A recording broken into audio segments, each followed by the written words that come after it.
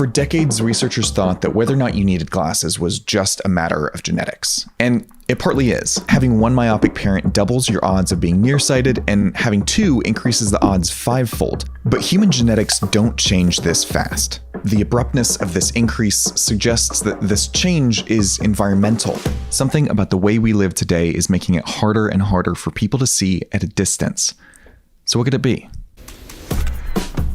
Myopia, am I saying it right? The rise in short-sightedness. The researchers actually called it an epidemic. But they're still trying to figure out why this is.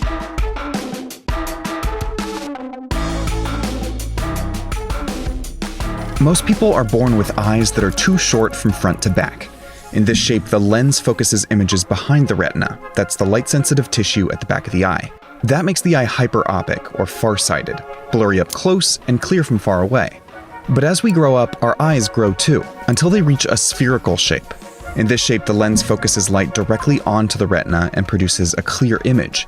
But sometimes, the eye keeps growing longer.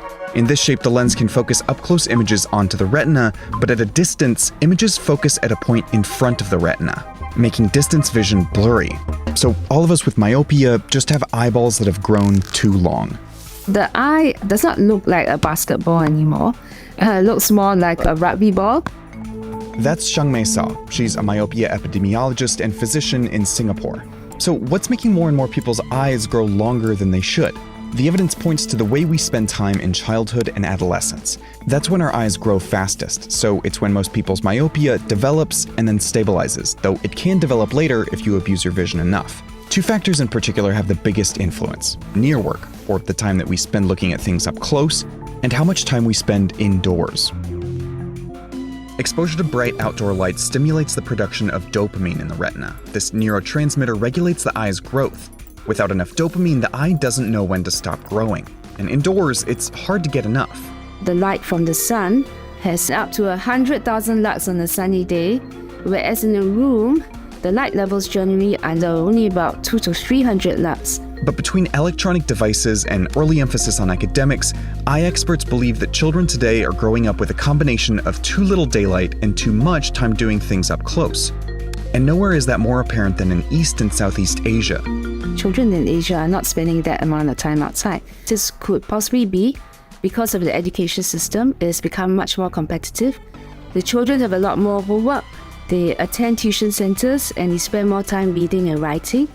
Needing glasses or contacts to see for the rest of your life is obviously inconvenient. But in the long term, the consequences of that distorted eyeball shape can become serious. University of Houston professor of optometry Mark Bullimore explained this to me.